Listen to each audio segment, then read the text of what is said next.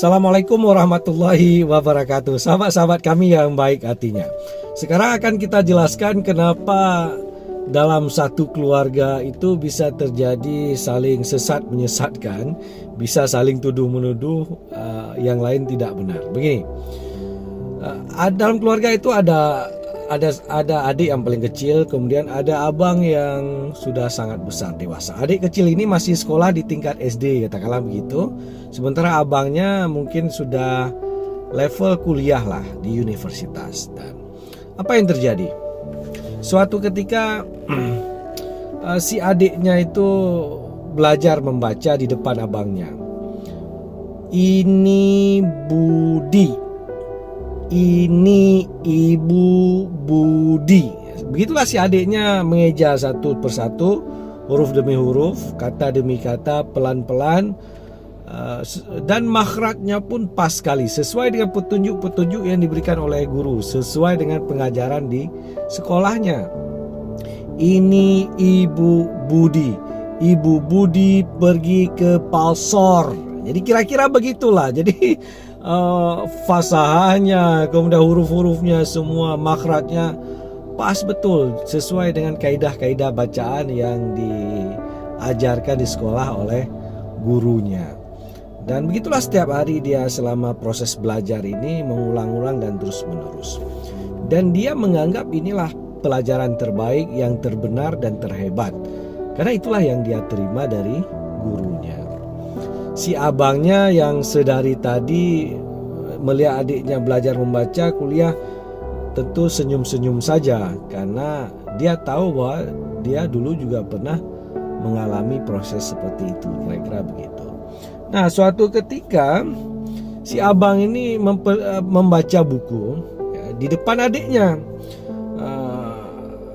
Dan tentu Anda lihat orang kuliah baca buku kan beda sekali cara membaca. Jadi bahkan tidak keluar lagi suaranya. Paling kalaupun keluar suara kan suara desiran, desas-desis di mulut saja. Kalau itu pun kalau ada, bahkan sebagian besar itu memang sudah tatapan aja begini. Matanya aja yang bergerak kiri kanan, lalu dibuka lagi kiri kanan, sampai selesai tamat dibaca satu buku. Adiknya bertanya, "Bang, abang lagi ngapain?" Ditanya oleh adiknya. Lalu si abang menjawab, "Baca buku, Dek." "Hah? Abang baca buku?" "Iya, baca buku." "Astagfirullah," kata adiknya dengan perasaan yang sangat spiritnya yang tinggi, dengan semangatnya yang luar biasa, dengan keterkejutannya. "Ini adalah bid'ah dolalah, Bang. Karena menurut guru di sekolah membaca bukan seperti itu. Itu haram, Bang. Itu kafir, Bang. Tidak ada.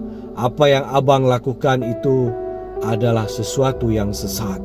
Bukan begitu yang diajarkan oleh guru di sekolah." Karena memang yang diajarkan di guru di sekolah bukan begitu cara membaca. Udah pasti ini Ibu Budi, kan seperti itu cara membaca yang benarnya. Nah, si abang yang sedari tadi mendengar adiknya ngomel, diam aja apa adiknya ini. Mau dilawan, ini masih anak kecil, enggak dilawan juga buat rusuh aja, kan kira-kira begitu. Jadi si adiknya begitu kecewa dengan abangnya, sampai kemudian dia memanggil semua teman-teman sekolahnya yang lain yang seangkatan dengannya itu untuk mengatakan bahwa abangnya ini sesat, kira-kira begitu.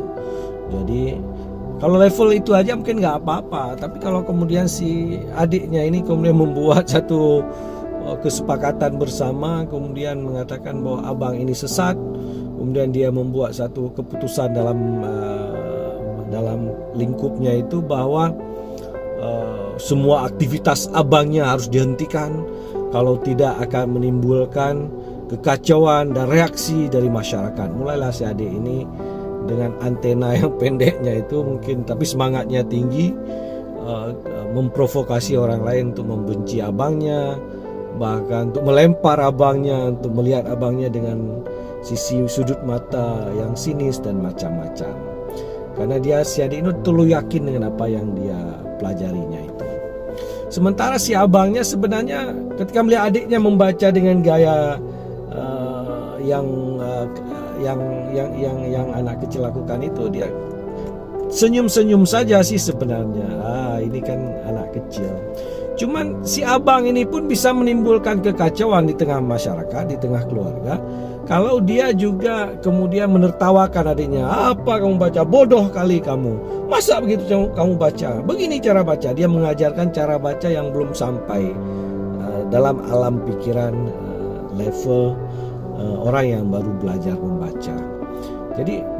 Jadi itulah penyebab kerusuhan yang sering terjadi dalam keluarga atau juga dalam masyarakat kita, ketika seseorang yang semangat belajar agama, dia terdoktrin, terpolarisasi dalam satu gaya belajar, satu pandangan mazhab tertentu, dalam satu guru tertentu, tidak melihat dunia yang luas dengan makam-makam tingkatan yang beragama yang sangat tinggi, berjenjang ini, dia langsung menganggap ini yang benar, yang lainnya salah, bid'ah, kafir, sesat, sempalan, macam-macam label lainnya.